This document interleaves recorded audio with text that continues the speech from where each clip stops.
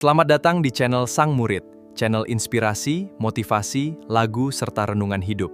Silahkan subscribe, like, share, serta komen di video-video Sang Murid.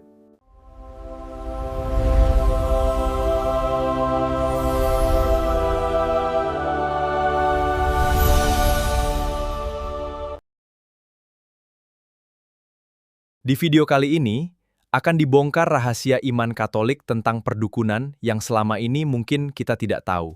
Yuk simak Romo Koko berbicara tentang ini. Di rumah ini, aku mengusir engkau dalam nama Yesus. Wah, itu powerful sekali. Malaikat pelindung kita itu apakah masih ada di sekitar kita atau memang kita sedang mengalami kuasa gelap dalam hidup kita? Oke. Terima kasih. Pernah menyaksikan nggak? Romo pernah berkali-kali. Karena anak-anak transmigran yang masuk seminari ketika mulai berdoa dan didoakan oleh misalnya pembaruan Katolik karismatik, kita baru mulai doa puji-pujian Allah Roh Kudus. Itu semua yang pegang jimat dari mbah-mbahnya, semua menggelepar-gelepar jadi hewan. Kenapa iblis pun bisa muncul sebagai malaikat terang? Ya ini, disuruh nyubit, nyubit. Disuruh gelitikin, gelitikin. Padahal bini orang. Coba lihat ya. Anda harus menggunakan fakultas rasional Anda. Halo? Anda sudah pulih dari gangguan snack-snack itu? Ayo, sekarang fokus ke Romo. Ingat, baik. Anda harus bisa menggunakan rasionalitas Anda. Ini adalah senjata untuk melawan iblis salah satunya. Dan rasionalitas Anda harus diarahkan sesuai tuntunan hukum gereja, hukum kodrat, dan kitab suci. Apakah jelas? Jelas? Sekarang ikuti Romo, angkat tangan kanan, pegang kepala Anda, katakan bareng Romo. Tuhan, aku mohon dengan bantuan malaikat pelindungku, aku diingatkan. Kok gak goyang-goyang ini loh? Aku diingatkan untuk menggunakan akal budiku untuk melayani Tuhan. Amin. Bunyi nggak? Soalnya kalau yang udah agak tuh bunyinya koplak.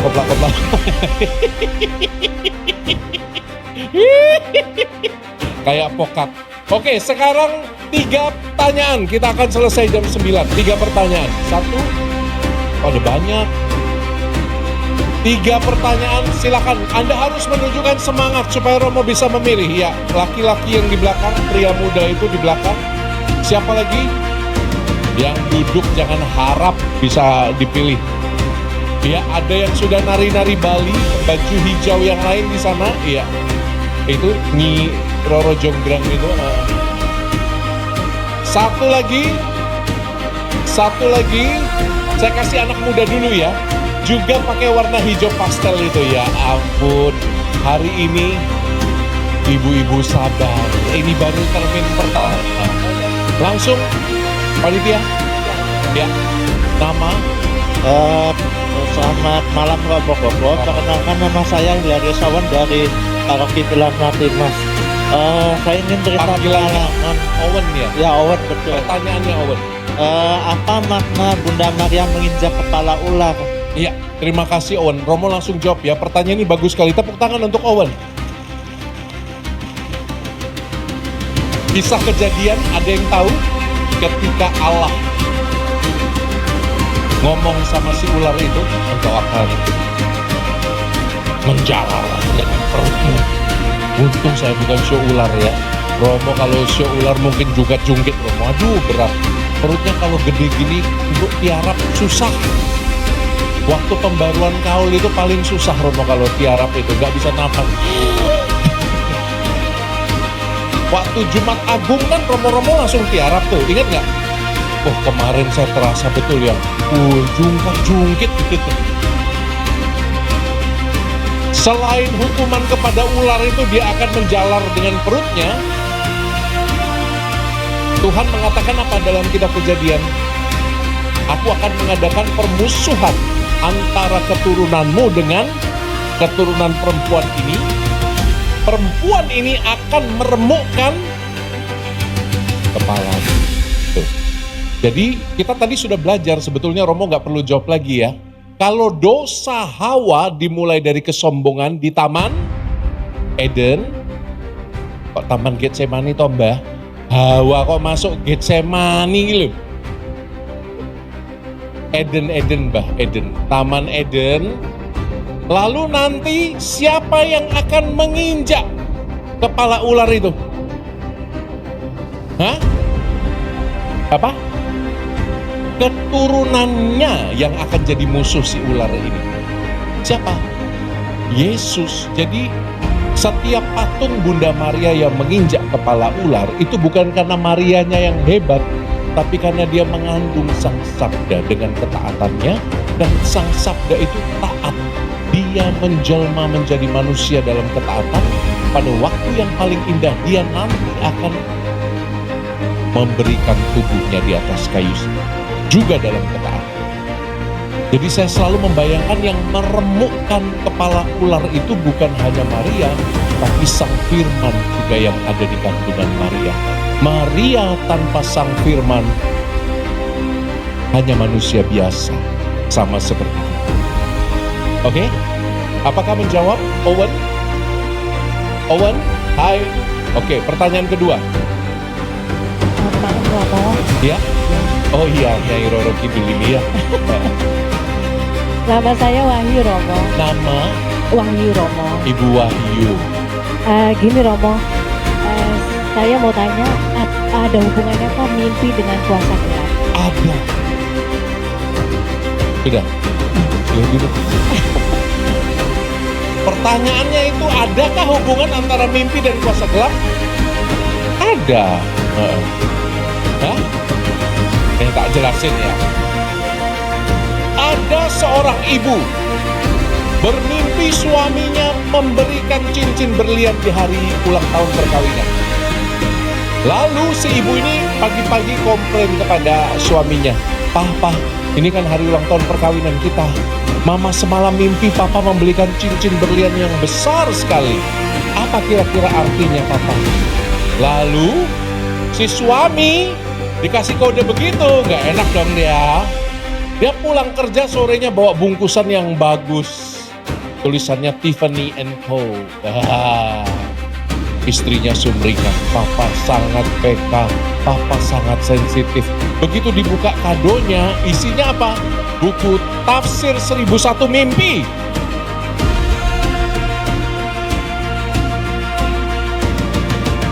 Kan istrinya tanya, apa kira-kira arti mimpinya? Si suami nggak tahu, diberikan buku tafsir mimpi. Coba. Nah itu di sana akan terjadi kekuatan kegelapan di situ. Nggak, gini. Yang namanya mimpi bisa jadi hanya bunga tidur. Tapi bunga tidur itu kan bahasa lain dari alam bawah sadar yang mengandung intuisi tertentu. Dan intuisi punya logikanya, punya kebenarannya. Maka sebetulnya mimpi itu netral menurut saya. Tergantung kalau kamu nonton Annabelle pagi, siang, sore, malamnya pasti mimpi Annabelle kan. Nah, tahu Annabelle gak sih ibu, bapak-bapak? Apa? Boneka yang itu loh, yang di film Conjuring itu loh, jadi medium untuk roh jahat masuk ke dalamnya itu loh. Anda tahu kan Annabelle? Nah, coba lihat kanan kiri, ada yang dandanannya mirip nggak? Coba lihat. Jangan-jangan temanya malaikat dan iblis, dandanannya model Annabelle, ada nggak? Nggak ada ya. Ibu mirip deh, ibu kayaknya bu. Baju kotak-kotak. Enggak ya.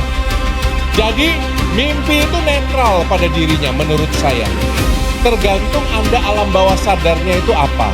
Dan mimpi itu sekarang bisa dijelaskan secara psikologis sebetulnya. Yang kedua, mimpi juga punya karunia supernatural. Ingat dalam kitab suci, mimpi menjadi manifestasi dari kekuatan supernatural. Kepada siapa? Tokoh-tokohnya Yusuf, lalu siapa lagi? Yosef, Ya samalah Yusuf di perjanjian lama, Yosef di perjanjian baru gitu ya. Ya. Dua-duanya juga ahli tafsir mimpi. Dua-duanya menemukan kebenaran di dalam mimpi. Maka PK lah, sebetulnya bukan mimpi apa yang paling penting. Romo juga secara berkala mimpi kok Romo ini. Mimpi yang alam bawah sadar itu ya. Jadi kadang-kadang mimpi bisa menjadi jalan Allah menunjukkan kebenaran-kebenaran pada kita. Oke? Apa ada hubungannya dengan kekuatan kegelapan? Mungkin ada, tapi selalu orang fokusnya pada Allah. Romo cerita begini karena apa? Setelah seminar ini, jangan sampai Anda fokusnya pada iblis. Halo? Jangan sampai Anda kayak orang indigo itu loh. Indigo itu anehnya satu menurut Romo. Maaf ya kepada komunitas indigoers. Yang diceritain selalu setan terus. Setan ini, setan itu di sana ada perempuan berbaju das hijau, berambut panjang. Yang mengaku indigo selalu yang dilihat ki hantu, setan yang serem-serem kan dulu. Padahal kalau karunia indera keenam itu otentik, yang dilihat bukan hanya itu. Yang dilihat itu adalah rencana Allah terhadap satu tempat yang dihantui. Apa rencana Allah? Apa karunianya? Yang dilihat juga yang indah-indah. Makanya Lauren Warren dalam cerita Conjuring itu benar ada. Dia tinggal di Pennsylvania. Romo hampir main ke sana waktu saya ke US. Hampir main ke sana. Saya sudah landing di Pennsylvania, sudah tak niatkan mau ke sana. Rupanya saya melihat pas ngaji, lebih serem dari Annabelle. Enggak. Jadi saya hampir ke sana. Dia ada. Dan Lauren Warren itu punya karunia psychic, dia punya karunia otentik indera keenam yang dipakai untuk membantu para eksorsis di Amerika. Jadi itu bermanfaat untuk tubuh gereja. Karunia indigo, indiga itu. Indigo, indigi. Indihome, lemot banget. Sorry. Itu semua dipakai untuk melayani tubuh mistik Kristus. Tidak pernah dipakai untuk sendiri. Semua karunia roh yang otentik dipakai untuk membangun jemaat. Amin. Jadi nggak ada untuk diri sendiri, terus untuk diri sendiri. Dia dipakai untuk pelayanan pembangunan tubuh mistik Kristus, yaitu gereja. Pesan Romo, jangan fokus pada apa yang jelek-jelek, jangan fokus pada iblisnya doang.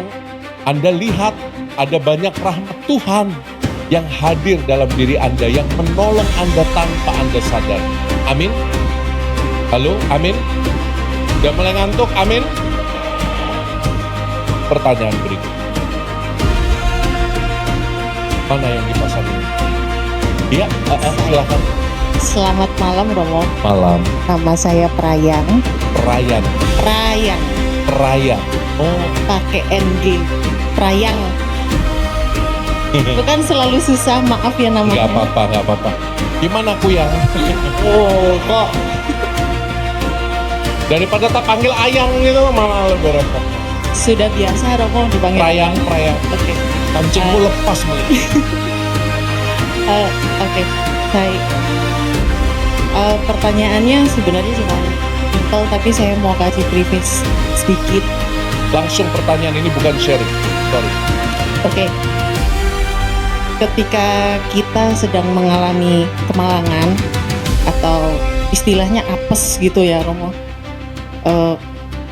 malaikat pelindung kita itu apakah masih ada di sekitar kita atau memang kita sedang mengalami kuasa gelap dalam hidup kita? Oke. Terima kasih. Penderitaan itu sumbernya ada beberapa. Yang jelas satu, penderitaan bisa muncul dari kebodohan lain. Satu. Jadi memang ada orang lain yang memang sengaja mengintensikan penderitaan itu padamu.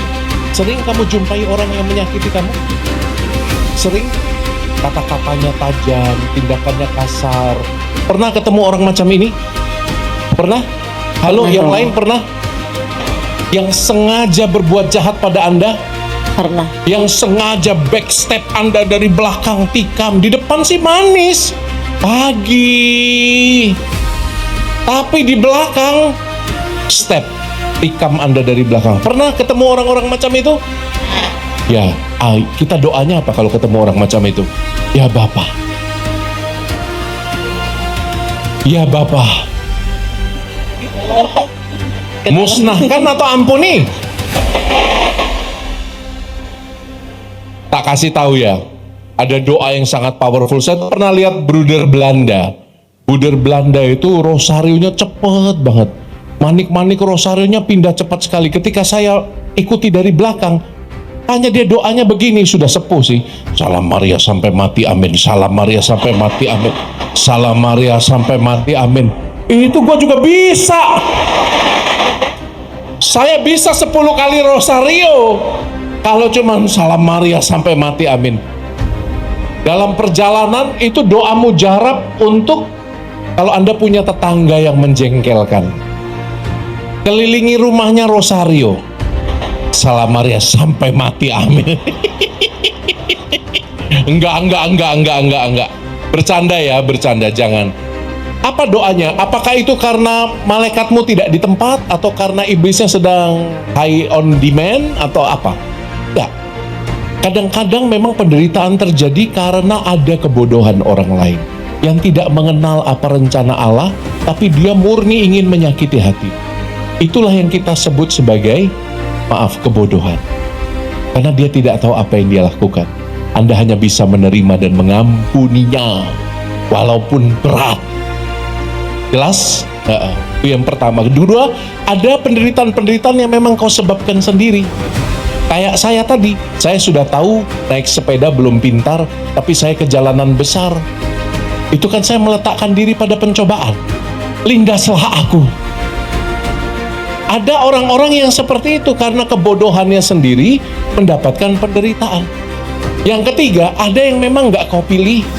Ada yang memang orang lain tetap tidak datang padamu, tapi tiba-tiba aja penderitaan itu hadir sebagai jalan cinta, walaupun tidak kau pilih. Contohnya apa? Orang sakit kanker. Orang sakit kanker itu penderitaanmu, apalagi kalau masih anak-anak. Tapi coba lihat, mungkin kalau yang bersangkutan tidak mengalami sakit kanker, dia tidak tahu bahwa harus istirahat.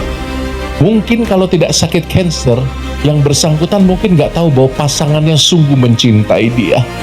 Sampai di pinggir ranjang kematian, dia merasa sangat kehilangan istrinya. Lalu 3 bulan kemudian kawin lagi. Mungkin orang nggak bisa merasakan cinta. Kadang-kadang Tuhan melemahkan kita atau memberi kita kemalangan supaya kita berani menerima cinta dari orang lain. Makanya penderitaan tidak selalu buruk. Oke? Apes tidak selalu buruk. Oke? Maka kalau dikaitkan dengan malaikat dan setan, nggak harus selalu dikaitkan ke sana. Ya? Kalau kamu apa-apa mikir malaikat, mikir setan, nanti bisa ngelihat sendiri kamu. Amit-amit. Ya, jadi Romo berharap kamu tetap memakai rasionalitas sembari tetap berdevosi kepada malaikat pelindung. Oke? Tuhan memberkati, Tuhan sayang padamu. Masih ada hadiah? Kasih tepuk tangan dong untuk adik ini. 2 pertanyaan lagi.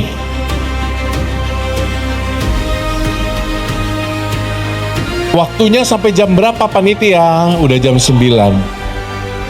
Pulanglah. 2 lagi ya. Oke, Romo Saring, ada yang mau tanya tentang perdukunan. Ini satu hal yang penting tapi belum Romo singgung, tapi konkret. Ya, mantan dukun silakan. Maju ke depan, Bu, silakan, Bu. Ini.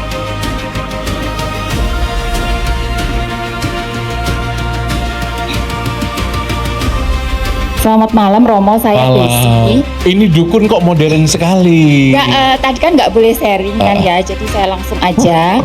Saya mau bertanya, apakah kalau kita itu meguru ya Romo ya, atau mencari ilmu, itu termasuk berhubungan dengan kuasa gelap? Itu meguru. Terus 2. Meguru tahu nggak meguru? Istilah Jawa, berilmu, mencari ilmu, fisika, kimia, biologi. Terus Romo, sekali lagi, apakah kalau kita tidak meguru itu adakah kemungkinan itu ada sesuatu yang ikut ke kita gitu loh. Jadi secara otomatis kayak yang kalau dalam saya orang Jawa ya, maksudnya yang ngomong kita gitu loh. Gitu aja sih. Ya. Terima kasih. Saya sengaja mengundang Romo Sugiyarno bukan karena kebetulan. Ahli perdukunan. Silakan Romo, dijawab Romo.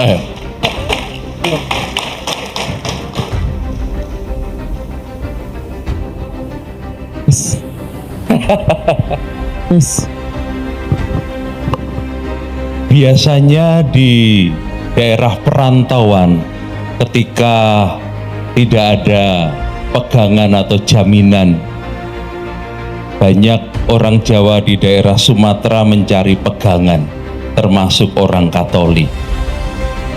Pegangan yang bisa diandalkan dari di luar Tuhan, di luar Tuhan.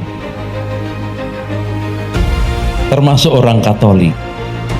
Karena merasa perlu.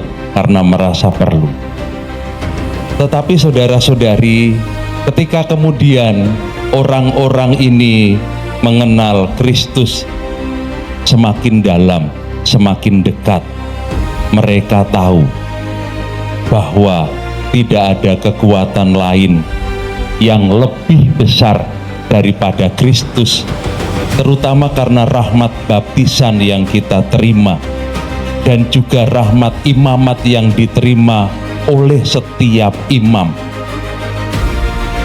Beberapa dukun Katolik yang sudah bertobat bersaksi, imamatnya para romo itu lebih unggul daripada ketika mereka berpuasa mencari ilmu 40 hari 40 malam. Mereka secara fisik akan minta karunia dengan usaha sekeras mungkin, lewat puasa, lewat mati raga, lewat segala macam. Imamat yang dimiliki oleh setiap imam itu karunia istimewa yang diberikan cuma-cuma oleh Allah untuk membantu banyak orang dekat dengan Tuhan secara cuma-cuma. Maka sangat bersyukur para imam itu, sungguh imamatnya itu nggak perlu sampai berjuang seperti orang-orang medukun berguru. Memang sih berdarah-darah lewat tesis, paper dan sebagainya ya ketika pendidikan. Tapi dalam arti karunia, imamat dan juga baptisan yang kita terima, kita itu diberi kemampuan yang luar biasa untuk menangkal semua kuasa gelap, kuasa jahat lewat baptisan yang kita terima. Bahkan setiap tahun kan kita membaharui. Maka ke pertanyaan tadi apa?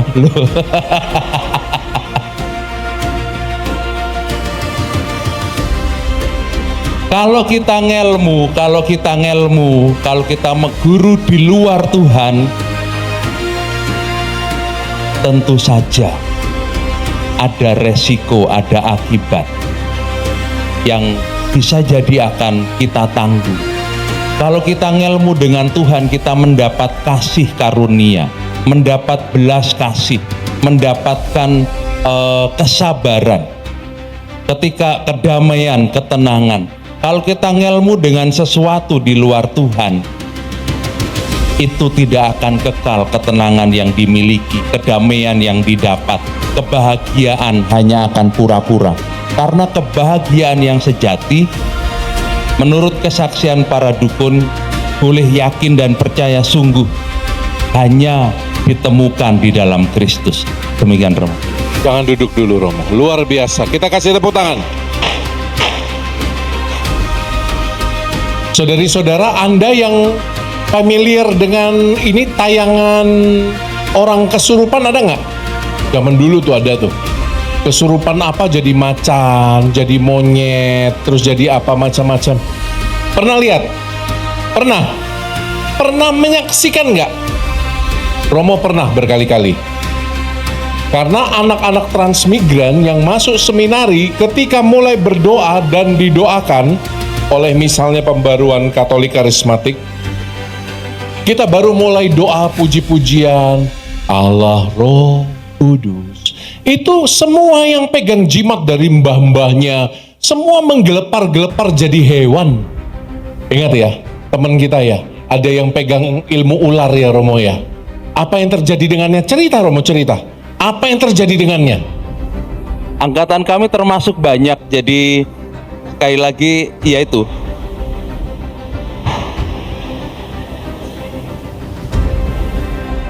ada yang mendesis seperti ular sepanjang didoakan itu ya. Ada yang seperti monyet naik turun ke meja dan sebagainya. Ada yang seperti harimau. Jadi ternyata ada orang-orang yang tidak sadar bahwa dirinya diberi karena ingin entah diberi oleh leluhurnya, kakek neneknya dan sebagainya bapak ibunya, entah dalam bentuk apapun ya, ikat pinggang, dompetnya diisi sesuatu, Taring babi biasanya. Oke, ada yang perutnya kayak babi. ake, batu ake, Batu ake. Siapa di sini yang pakai ake? Ada toh? Hah? Maka menurut kesaksian ya Romo Koko, paling susah disantet itu siapa? Orang Kristen, orang Katolik. Orang Katolik. Beneran. Bukan untuk disombongkan, karena sekali lagi rahmat baptisan itu membuat kita kan dikatakan apa? Menjadi anak-anak Allah kembali. Oke. Lihat, ini yang mau Romo katakan. Begitu Anda bersekutu dengan kuasa jahat,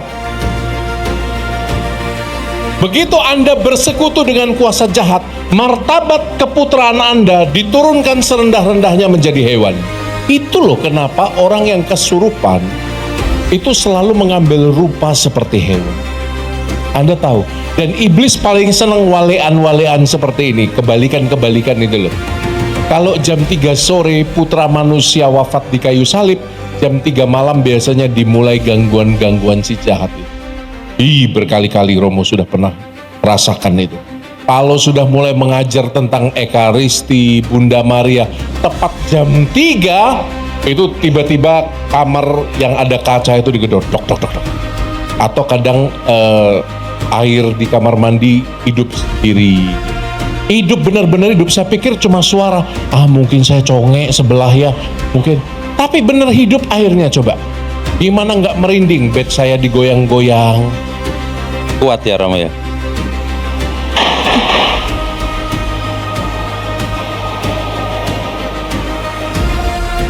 Pada waktunya engkau akan merasakannya. Berkali-kali. Jadi iblis itu paling senang walean-walean macam itu. Termasuk yang paling dia sukai membalik karunia putra Allah, putri Allah yang dikasihi menjadi putra-putri hewan. Ya. Untuk Anda yang pernah berdukun malam hari ini, lepaskan. Untuk Anda yang masih pegang keras, keris, kerus, Anda boleh koleksi, tapi diberkati saja. Supaya, ya karena itu barang budaya ya. Saya juga punya keris, tapi tidak ada isinya, tidak ada apa dimandikan atau disajeni atau macam-macam. Saya punya keris untuk apa? Karena filosofinya dalam sekali. Saya kan belajar filsafat, jadi saya suka filosofi timur gitu. Tapi itu bukan untuk apa? Untuk jimat. Wong tak injek kerisnya yo nggak apa-apa, wong cuma batu kok. Yo nggak maksudnya. Yo nggak. Jangan menuhankan apa yang bukan Tuhan. Jelas.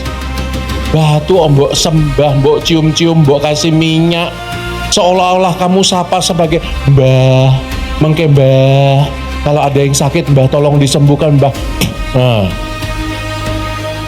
itu Anda menuhankan apa yang bukan Tuhan. Jelas ya. Dan Anda sedang ambil bagian dalam proses hewanisasi itu kalau Anda bersekutu dengan iblis. Ya, kita ini putra-putri Allah yang Maha Rahim. Martabat kita itu sangat mulia. Waktu di tayangan tayangan yang itu loh, yang orang ditaruh di tempat angker itu kan, Dunia lain. nah, kenapa tayangan itu berhenti? Anda tahu salah satunya? Bukan hanya settingan, ada satu orang Kristiani ditaruh di situ, dia nyanyi jalan serta Yesus, jalan sertanya darah Yesus, dikit-dikit darah Yesus. Gak pernah kesurupan. Itu beneran. Dia gak pernah kesurupan, malah yang kesurupan yang sebelah. Malah tambah jadi, malah tambah banyak rohnya yang masuk ke situ. Anda di jidat kita itu punya salib bersinar, kita itu yakini itu. Yakini itu.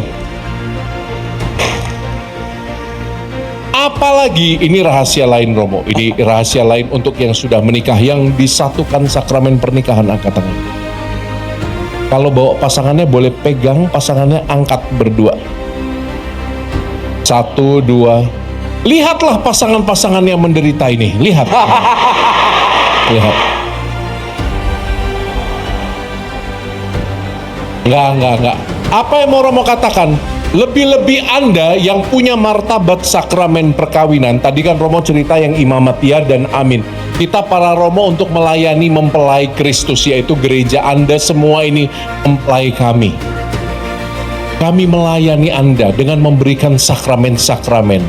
Tapi Anda yang disatukan. Alah, langsung hilang ngantuknya.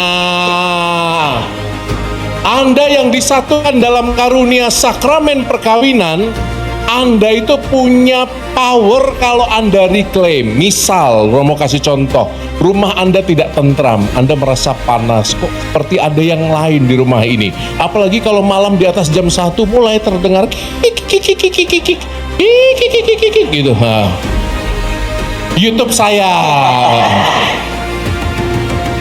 Anda, terutama para bapak, saya kasih tahu, Anda pegang tongkat gembala. Anda para bapak yang sudah diberkati dengan sakramen perkawinan, Anda punya kuasa untuk melakukan eksorsisme minor.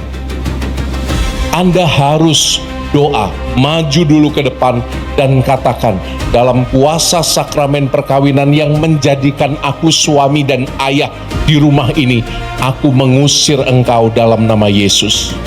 Woi, itu powerful sekali. Kok tepuk tangan, praktekan. Tepuk tangan.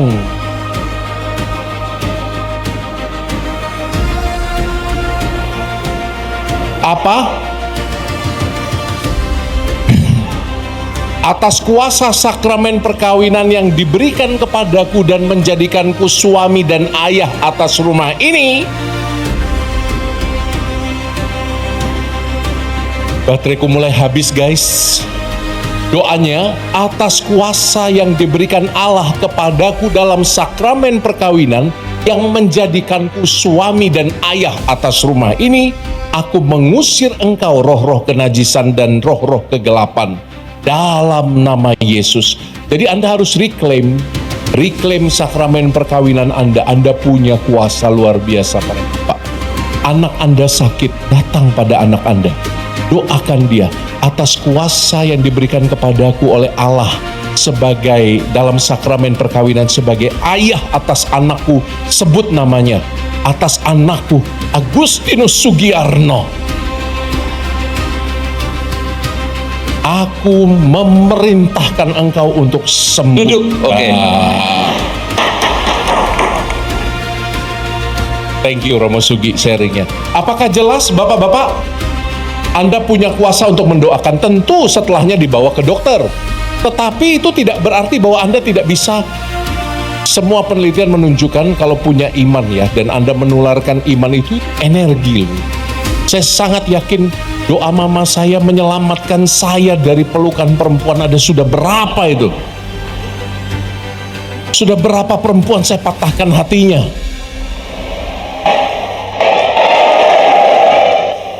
Karena doa mamaku. Jelas ya? Jelas nggak ini? Lalu ibu-ibu gimana Romo? Waduh, ibu agak berat. Ibu-ibu, Anda kuasanya kan penolong. Anda juga bisa berdoa dan Anda sebetulnya tidak perlu takut kalau suami Anda pergi jauh. Anda doa di depan Bunda Maria. Anda katakan, Anda reclaim, Bunda Maria, dalam kuasa yang diberikan kepadaku sebagai istri di rumah ini, aku mengikat suamiku. Sebut namanya.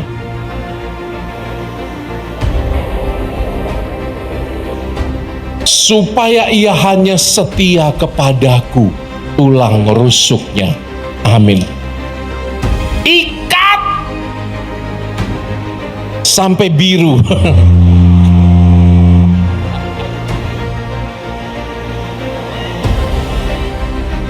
Jelas? Jelaskah? Mengikat rohnya, mungkin tubuhnya tidak bisa kau ikat, mungkin jiwanya tidak bisa kau ikat, tapi rohnya di level spiritual engkau bisa mengikatnya dengan roh kesetiaan, roh kekudusan, sehingga dia pulang tidak cemar. Amin. Amin. Godaan bapak-bapak zaman sekarang, Tuhan Yesus, makin mudah selingkuh itu, betul ya?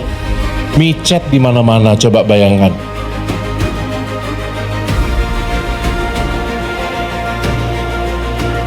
Saya tahu karena mendengarkan pengakuan dosa orang.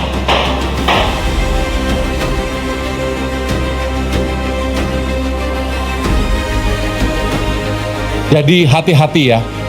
Kalau Anda tetap kekeh ngemarahin suami terus lama-lama tawar hatinya. Lebih baik Anda doa, berlutut dalam doa dan Anda reclaim. Kalau anak Anda sakit, Anda punya kekhawatiran. Biasa ibu punya insting kan? Ibu, halo ibu, halo.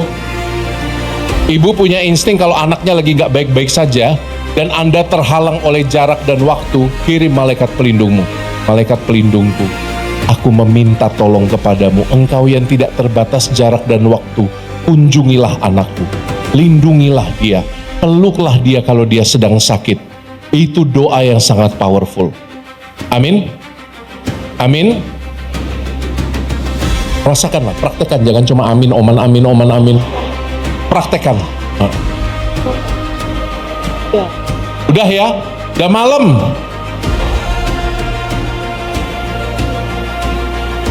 Nanti jam kuntilanak keluar ini nanti. Opo mbah? Terakhir singkat. Aduh, lapar sekali saya. Namanya? Nama saya Lukas. Pak Lukas. Pak Iya. Lukas. Kalau sebagai kepala keluarga bisa mendoakan, bisa mengusir roh jahat sama orang Katolik. Bagaimana kita sebagai orang Katolik bila berhadapan dengan non Katolik, katakanlah Muslim? Karena saya ngalamin 2 minggu yang lalu. Bagaimana mengusir roh jahat itu? Roh jahat apa? Karena dia termasuk orang yang kena guna-guna. Oh ya, doalah pakai imanmu. Imanmu kan Katolik. Iya, maksud saya, apakah bisa kita? Oh ya, sangat bisa. Bisa. Sangat bisa. Terima kasih. Sangat bisa. Karena hanya Yesus jalan kebenaran dan hidup. Hanya Dia yang bisa menyembuhkan. Kenapa? Sekarang Romo jelaskan lebih panjang sedikit. Kenapa seolah-olah kalau kita mendukun itu bisa sembuh? Kalau kita pergi ke orang pintar, apalagi lintas agama, mungkin interfaith dialog ya, dialog lintas agama, mungkin didoakan, cari orang pintar di luar agama kita, mungkin bisa sembuh dan Anda yakin percaya kepadanya, misi si jahat berhasil. Dia akan mengalihkan Anda dari Yesus. Ingat kata-kata Romo, iblis punya pangkat. Jadi iblis itu akan nunduk pada yang pangkatnya lebih tinggi. Jelas nggak? Hah? Jadi seolah-olah kalau itu mereka tuh kayak main drama. Kalau Anda pergi ke dukun, udah kamu geser dulu deh, ini jatah saya deh. Ya kamu seolah-olah sembuh dulu. Dan nanti akan dikatakan seperti ditulis dalam kitab suci, keadaannya akan makin parah setelah sembuh. Karena 7 iblis yang lebih jahat daripadanya akan masuk ke dalam orang itu. Jelas? Karena iblis ada hierarki. Hanya Yesus yang memberi kesembuhan yang otentik. Ya dan amin. Ya dan amin.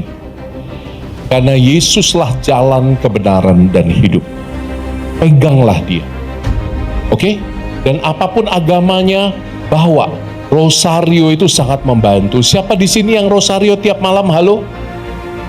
Ngacung-ngacung yang tiap malam rosario, tinggi.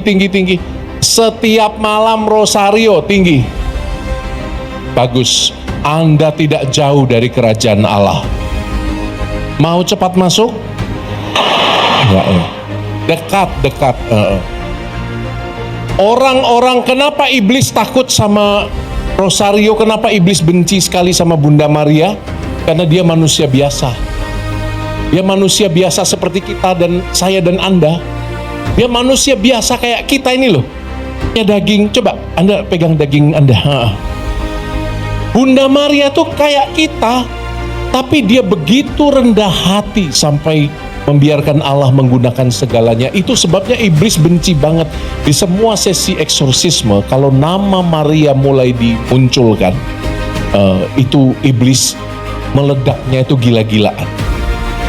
Ya, jadi berbahagialah Anda yang doa rosario tiap malam. Kapan Anda doa rosario biasanya? Halo? Hah? Jam 5 pagi? Jam 2 pagi? Jam 2 pagi kamu rosario? Apa kamu ndak stres mau kurang tidur? Oh bangunnya jam 8? Oh bodoh wae. Iya, tidur jam 8, bangun jam 2 pagi. Nanti mulai kerja jam 3. Gitu ya. Kalau Romo paling menganjurkan itu sebelum kita tidur itu loh, kita doa rosario. Mengapa?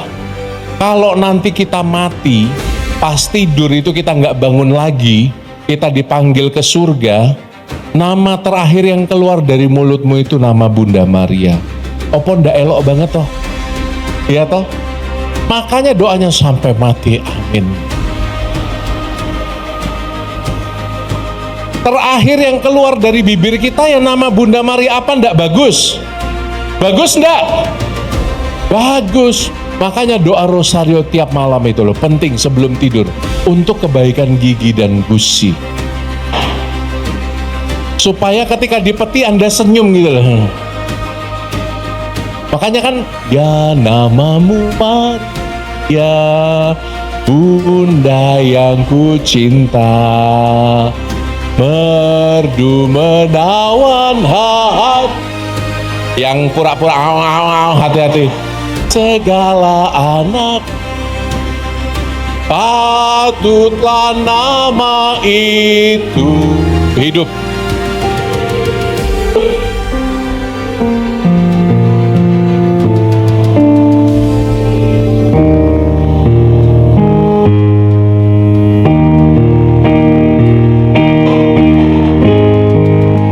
Sampai mati ikut Bunda Maria, ikut Tuhan Yesus.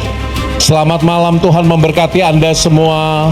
Mohon maaf untuk banyak kesalahan. Terima kasih kepada Paroki Santo Matius Penginjil Bintaro yang sudah mengundang Romo. Terima kasih untuk Romo Kepala Paroki kita dan Dewan Parokinya yang luar biasa.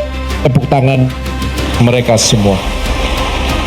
Sekali lagi kita berikan tepuk tangan yang meriah.